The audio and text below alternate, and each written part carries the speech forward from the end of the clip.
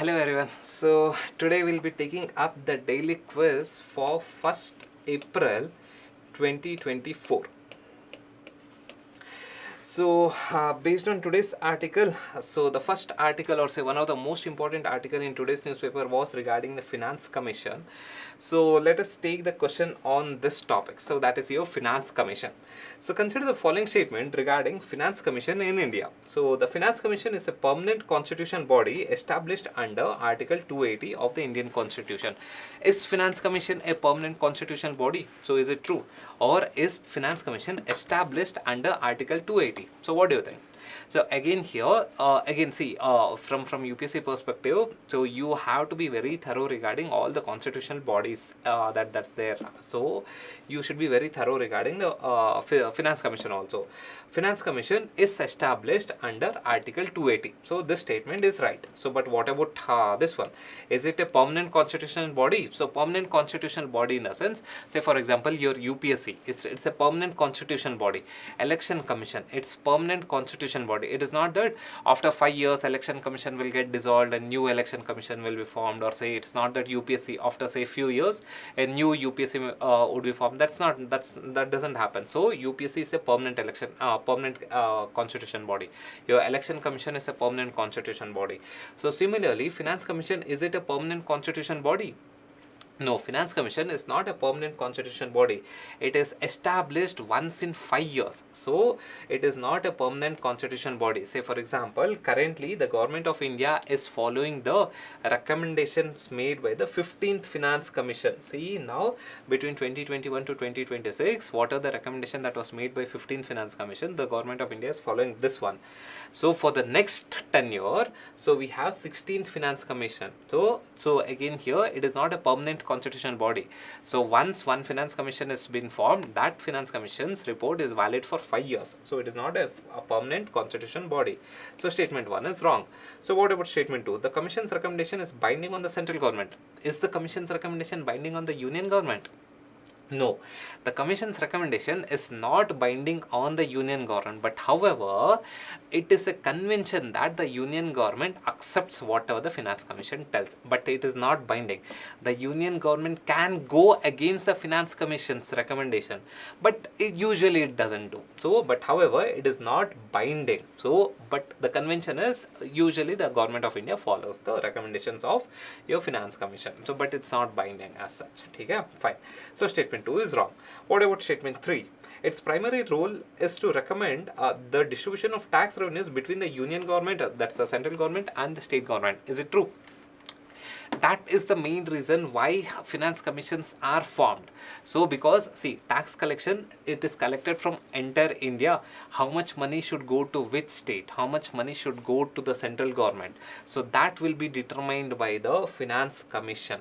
So this is the important role of Finance Commission. Statement 2 is statement 3 is absolutely right. That is why Finance Commission is formed under Article 280. So statement 3 is absolutely right. So the answer has to be A is the answer. Okay, fine. So now let us go to the next topic. So that is, or say next question. So that is regarding one important editorial that was there in today's newspaper. So that was regarding water deficit. So water crisis, and one important the keyword that was mentioned in the article was regarding your Central Water Commission. So what is this Central Water Commission?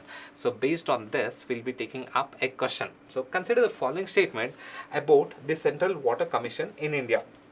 Statement 1. Central Water Commission is, that is your CWC, is an independent regulatory body responsible for water resource management in India. Do you think is it an independent regulatory body? See, is CWC an independent regulatory body? No, CWC is not an independent regulatory body as such. CWC, that is your Central Water Commission, is a part of your Ministry of Jal Shakti. It is an attached office of Department of Water Resource, that is River Development and Ganga Rejuvenation. It is not an independent body as such. It is attached to your Ministry of Jal Shakti. So earlier it was called as Ministry of Water Resource. Now it is known as Ministry of Jal Shakti. So it is not an independent body as such. So independent regulatory body as such. So statement 1 is absolutely wrong. So it's not an independent body. It is attached to the Ministry of Jal Shakti. Okay, fine. So what about statement 2? CWC monitors the hydrological data of the rivers across the country. So hydrological data in the sense that is your spatial and temporal data in a river. That is which part of the river has how much water, which part of the year has how much amount of water in which river. So all that is called as your hydrological data. Hydrological data acquires your spatial and temporal data of the river. That is which part, say in the near the say mouth of the river, what is the flow of the what is the amount of water that is present. So near the mid of the river, what is the amount of water that is present. So during May month, what is the amount of water that is present. That is called as your hydrological data. And CWC monitors the hydrological data of the river across the country. Is it true? Does CWC do that? That is the important function of your CWC. CWC has various other functions, but having monitoring the hydrological data of the river is one of the important functions of your CWC. So statement 2 is absolutely right. What about statement 3? That is the CWC has authority to grant approvals for the interstate water sharing agreements. What do you think? CWC has authority to grant the approvals for interstate water sharing agreements. Can CWC do this? See, interstate water dispute is a big thing, and CWC is one small entity. It doesn't have adequate power to grant approvals for interstate water sharing agreements. In fact, interstate water dispute is mentioned in the Constitution. That is Article 262 says that if there is an interstate water dispute, that water dispute has to be resolved by the Parliament. That is, the steps has to be taken by the Parliament. The Parliament can set up one tribunal to resolve it, or say the Parliament has various measures to resolve it. That if there is an interstate water dispute, Article 262 clearly states that the Parliament has to take steps to do it, not the CWC. CWC has the authority to grant approval. It doesn't have any authority to grant the approval. So for the interstate water sharing agreement, so the statement 3 is wrong. So interstate water dispute is a very big complicated thing, with CWC is a small entity. It cannot do that. Okay, fine. But CWC is kind of a scientific body, so that is going to monitor the hydrological data regarding various rivers. So that, consider CWC as a scientific body. Okay. So statement 3 is wrong. So the answer has to be A. So A is the answer. Fine. So now let us go to the next topic. So that is in today's newspaper, around 60 traditional products got GI tag. So based on that, we'll be taking up the question. Consider the following statement regarding the GI tags in India. GI tags are awarded to the products with a specific geographical origin and possess a distinct quality and reputation of a characteristics attributable to the origin, to that origin. So is it true? Is GI tag awarded to the products with a specific geographical origin? The name itself says geographical indication. Yes, GI tag is given to the product that has certain links to some geographical origin. So those kind of products are given GI tag. And which law or so which act empowers to give the GI GI tag? So the Geographical Indication of Goods Act 1999 empowers the Office of Controller General of Patents, Design and Trademark to give GI tags. So this is the act, that is the GI, that's the Geographical Indications of Goods Act 1999, empowers the Office of Controller General of Patent, Design and Trademark to give GI tag. So again here the statement 1 is absolutely right. So GI tags that are given to the product that are associated with certain geographical origin. So statement 1 is right. So what about statement 2? Statement 2, only agricultural products are eligible for GI tag registration. Is it true? No, there are so many other products. Say for example, your Tirupati laddu is also has a GI tag. So nothing to do with only agricultural product. There are various other products that can get GI tag, not just agricultural product. Agricultural product do get GI tag, but however not just agricultural product. It's not only. So statement 2 is wrong. So what about statement 3? The GI tag registration is a permanent and doesn't require renewal. So once a GI tag is given by this office, that is the Office of Controller General of Patents, Design and Trademark, if this office gives a GI tag, is it permanent? No, it is not permanent. See, as per this act, it has to be renewed once in 10 years. For 10 years, it will be given, and later on, they have to renew it. So, it is not a permanent one. So, again, statement 2, statement 3 is wrong. So, the answer has to be B. So, only statement 1 is right. Na? So, the answer has to be B. Fine.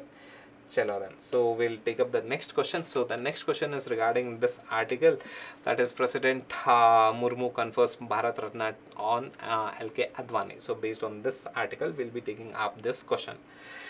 So which one of the following statement regarding the Bharat Ratna award is correct?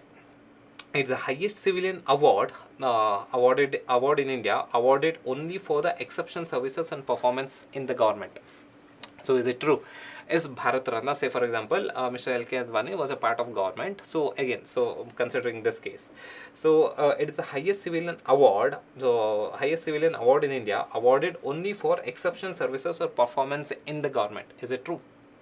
No, it is not just in the government. If you have exceptional services in the government, if the government feels, if the Prime Minister feels, he can give you the Bharat Ratna award. Or say in any field, if you have done some exceptional services, if any person has done exceptional services and the Prime Minister feels so, they can give the Bharat Ratna award, not just in government. Say for example, Sachin Tendulkar.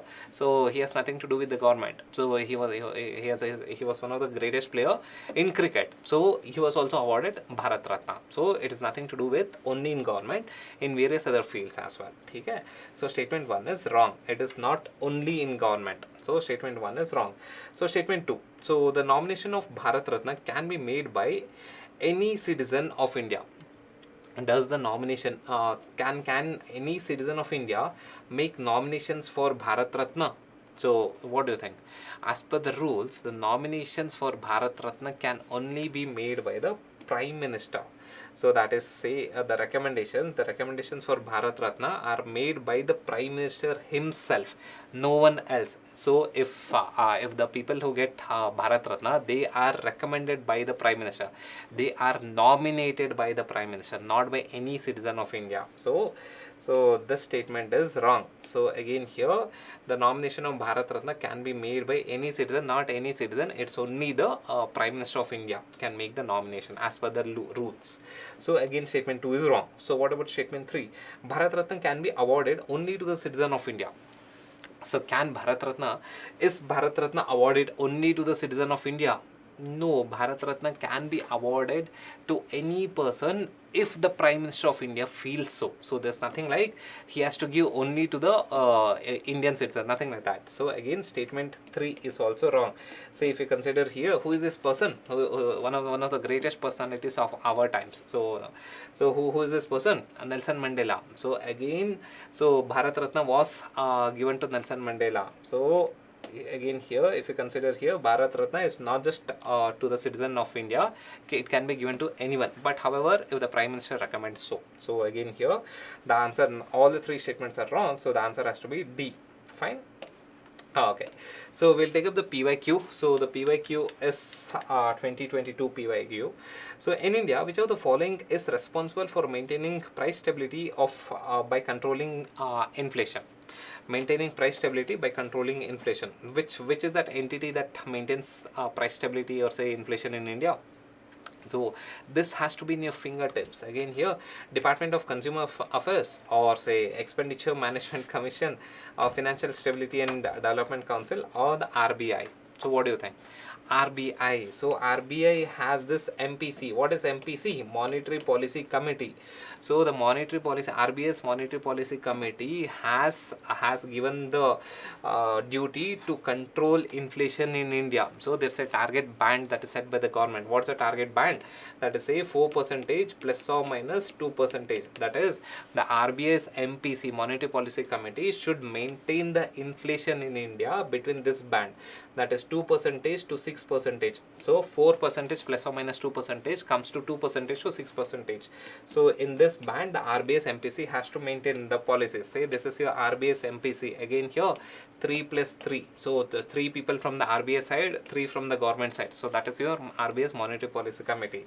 So RBS MPC keeps repo rate. That is in order to bring down the inflation. The duty to control inflation in India lies with RBS Monetary Policy Committee.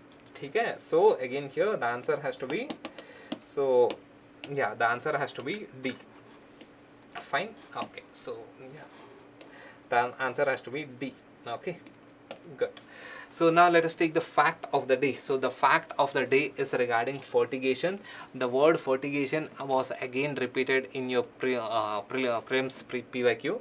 So what is fertigation? So fertigation. So divide this word fertigation into ferti plus irrigation. That is fertigation.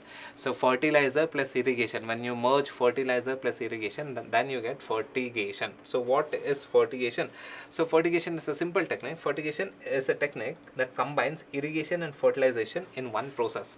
So see, in general way, or say in a normal way, how fertilizers are put to the say in the farmland. So we usually take fertilizer and we throw, or we spread it evenly across the farmland. That's how your fertilizers are being put. And how do we irrigate the farmland? It can either be through flood irrigation or it can be through drip irrigation. We can send the waters through these drip pipelines, or say we can flood irrigate. A flood irrigation model can be considered. But however, when I merge this irrigation method with your fertilizer, so that will be known as your fertigation. It's a technique that combines irrigation and fertilization in one process. So what we do here is we'll take up water that was supposed to be irrigated. We'll take up that water and add fertilizers that are water soluble fertilizers. We'll add fertilizer, we'll add water, mix that, and then give it to the plants. So that concept is called as fertigation. Are you getting this concept? So this is what we do is, there's a this is the tank. We add water here, we add fertilizer here, we mix it and we give it to the plants through drip irrigation or whatever method we follow. So that process is called as fertigation. Fine. Again, it involves injecting water-soluble fertilizers directly into the crop irrigation water system, delivering the nutrients straight to the plant's roots. So what are the advantages or the benefits of fertigation again here? So what are the advantages? Again, the one most important advantage is it increases the efficiency of nutrient delivery. So earlier in the regular process, in the normal method, how was fertilizer put to the plants? So it was through spreading. We take a fertilizer and we spread it. So that's how fertilizer was delivered to the plants. So now as a reason, what would happen? Say fertilizer would fall here also. Say if the fertilizer would fall here, then this fertilizer is waste. So your plants will not take up this fertilizer. If the fertilizer falls near the roots of the plants, those fertilizers will be beneficial for the plants. But however, if the fertilizer is far away from the plants, that fertilizer goes waste. But in fertigation, what happens? We mix fertilizer and water and we irrigate that water. So as a reason, what happens? This drip water has fertilizer that falls next to the roots of the plants. So if it falls next to the roots of the plants, so what will happen? The plants will get adequate amount of nutrient or say fertilizer that is required. So the wastage will be reduced. See here, this is the wastage. If I have fertilizer in this part, so then that would be wastage. So if there is a fertilizer in this part, it is a waste. But in fertigation method, we can avoid this wastage. If I reduce the wastage, so what will happen? My that is the efficiency would go high. So again, next one is improved control. That is improved control in the sense the farmer can precisely control how much fertilizer has to be given to the plants. So and in a regular process, what happens? The fertilizers should be spread evenly across the farmland. But in a fertigation method, what happens? The farmer can